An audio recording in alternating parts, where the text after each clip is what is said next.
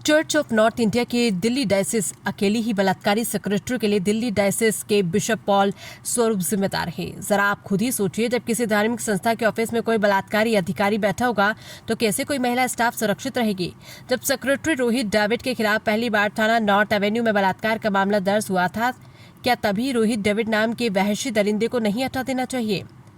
या महाधर्मगुरु पॉल स्वरूप इस बलात्कार के आरोपी को सही मान रहे और महिलाओं को गलत? ये तो महिलाओं का सरासर अपमान है। दूसरी तरफ इसी डायसिस में राजा सिंह, जो विक्टोरिया स्कूल में प्रबंधक के पद पर है, उस स्कूल की वाइस प्रिंसिपल ने राजा सिंह के ऊपर दिल्ली के थाना सिविल लाइन में 376 का मुकदमा दर्ज कराया। राजा सिंह भी आज तक अपने पद पर बने हुए हैं। आखिर क्या मजबूरी है बिशप पॉल स्वरूप की, जो डायसिस में बलात्कारियों को उनके पद पर बैठाए हुए हैं? क्या बिशप पॉल स्वरूप किसी दबाव में काम कर रहे हैं या फिर वो कानून को चुनौती दे रहे हैं, इसलिए बलात्कारी जैसे संगीन अपराध के आरोपियों पर कोई कार्रवाई नहीं कर रहे? रोहित डेविड तो दिल्ली डायसिस के सेक्रेटरी हैं, जो एक सहकर्मी को जबरन अपना शिकार बनाना चाहते थे।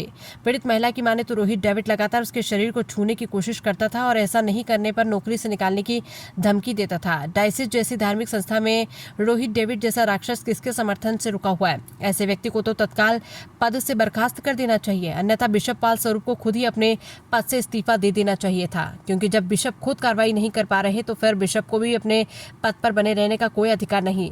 इस मामले में मॉडरेटर केनिंग के हस्तक्षेप करना चाहिए और बलात्कारियों को डायसिस से बाहर भगाना चाहिए, ताकि महिलाएं डायसिस में अपने आप को सुरक्षित समझें। इस चर्च की इतनी ओल्ड लेडी हूँ, बहुत सारे पास्टर आए, बहुत सारे पास्टर चले गए। हम लोग आते हैं डायसिस सुनने, प्रभु का वचन सुनने आते हैं और वो हमें भरपूरी तसल्ली देता है। पास्टर के पीछे जो कुछ भी हुआ उसके लिए तो मैं यही कहती हूँ कि पास्टर का जो नेचर हमने देखा, जो उनसे हम सुना, वो हमारे जीवन में काम कर रहा है। और जो उनके ऊपर एलिगेशन लगा दिए गए हैं ये है, उसके लिए भी मैं ये कह सकती हूँ, जो पास्टर ऑल्टर पे खड़ा होके हमारे को नसीहत दे रहा है, वो ऐसे कैसे कर सकता है? क्योंकि उसको मालूम है कि पीछे से उंगली मेरी तरफ उठेगी, तो वो ऐसा कैसे कर सकता है? बिशप यहाँ आए थे, उनको भी मैंने बोला था, मैंने कहा बिशप आपने हमारे जीसस ने सिखाया क्या है? माफ़ करना सिखाया। गलती तो सबसे होती है, या बिशप से गलती नहीं हो सकती?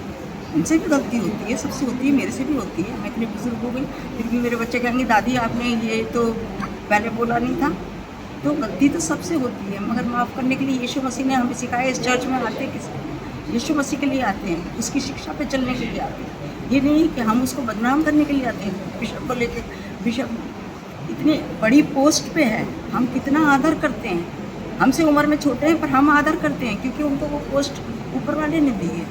तो मैं यही कहना मांगती हूँ कि जो उन्होंने लगा दिया, आपस में कुछ भी हो जाता है, घर घर में हो जाता है, बीवी बच्चों में हो जाता है।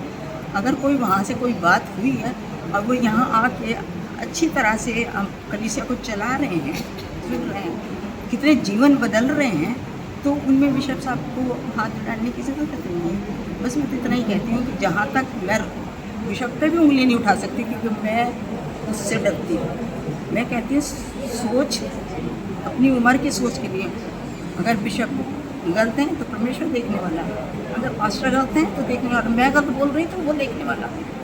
इसलिए मैं इतना ही बोल रही हूँ, बात को, छोटी सी बात को इतना बढ़ा के और उसको दाम देना और पूरी कलीसिया के सामने बदनाम करना, ये बिशप का काम है। नहीं, बस बिशप से मेरी बात हुआ था, तभी भी मैंने बोला कि हम आपकी चला के चलते हैं, हम तो आपसे बड़े हैं, हमने भी बहुत कुछ सीखा है, अपने बच्चों को सिखा रहे हैं। तो मैंने तो बिशप से बोला आप तो यहाँ रहो गए, तो गलती तो सबसे होती है। अभी मेरे से भी कोई गलती होगी तो बोल, मैं इतना ही कहूँगा।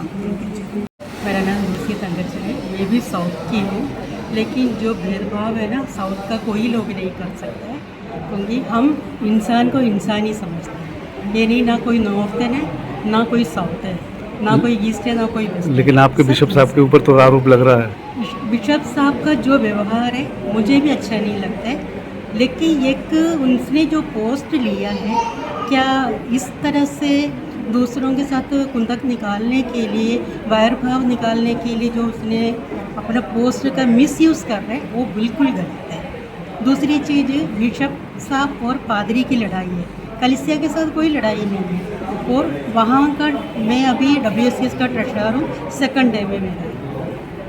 उनका हमारे एक ग्रुप है DWSCS का, उसमें ऑफिस वेयर का जो ग्रुप है उसमें से पहला ईयर तो उन्होंने मुझे भी निकाला गया था। मेरे साथ अभी मिस्टर सोनिया विलियम और जॉयस दीदी और ज्योति जोसफ, हम ऑफिस वेयर थे।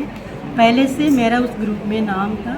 इन लोगों ने विदाउट एनी इन्फॉर्मेशन मुझे भी ग्रुप में से निकाला गया, क्योंकि मैंने फिर फ़ोन किया मिस अरुणा जैन को। उसने कहते हमें बिशप साहब की वजह से हमें आप लोगों को निकालना पड़ेगा, आप लोग लेटर लिख के दे दो, तभी हम आपको ग्रुप में ऐड करेंगे। इन लोगों ने इतना फैला दिया, कोई भी चर्च कोई भी प्रोग्राम हो हमें इंफॉर्मेशन नहीं देता, हमें बुलाता ही नहीं है। क्यों इतना इन लोगों ने बहरहाल क्यों रखा है हमें समझ में नहीं आ रहा है। WSCS के जो भी प्रोग्राम है हम तो इसमें तो निर्दोष है, हमारा तो इन्वॉल्व करना चाहिए ना। हम चाहते हैं उनके साथ मेल मिलाप करने के लिए, मिल के चलने के लिए, लेकिन उन लोगों ने हमें बिल्कुल बाहर रखा है। वो चाहते नहीं है कालवरी चर्च विकासपुरी साहब उनके साथ लेके चले। ये क्यों, वजह क्या है ये मैं नहीं जानती हूँ, क्योंकि उन लोगों को पता है क्या उनका बिशप के साथ तो क्या बात हुई है, हमें नहीं पता ग्रुप में से क्यों निकाला गया। और हमारा AGM हुआ था, उनका भी रिपोर्ट उनको भेजा है, उसका भी कोई रिप्लाई उनकी तरफ से अभी तक नहीं आया। क्योंकि क्या प्रॉब्लम है, बिशप साहब की कहने पे वो लोग चल रहे हैं, क्या कर रहे हैं हमें बिल्कुल भी नहीं पता।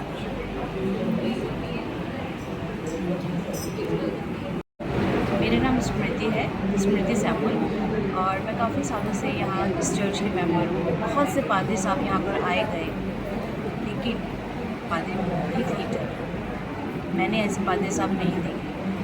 हर बार में सबसे आगे, किसी का भी दुख हुआ है, सुख है, खुशी है, कुछ भी है, भाई साहब सबसे आगे। चाहे उनको खुद को कुछ प्रॉब्लम हो रही है, घर में कोई प्रॉब्लम है, लेकिन वो कभी मना नहीं करते हैं किसी के यहाँ पर प्रेयर करने के लिए, किसी भी चीज़ में शामिल होने, फ्यूनरल होने के लिए। उनकी वाइफ हॉस्पिटल में एडमिट थी, उन्होंने तब भी फ्यूनरल दिया। मैं एक छोटी सी बात पूछना चाहती हूँ। हमारे भाई साहब पर तो एलिगेशन लगा दिए हैं कि उनके ऊपर केस चल रहे हैं और चर्च से पैसा ले लिया है उन्होंने।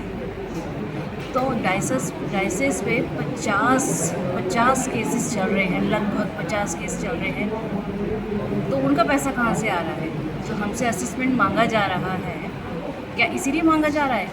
ये आंसर चाहिए।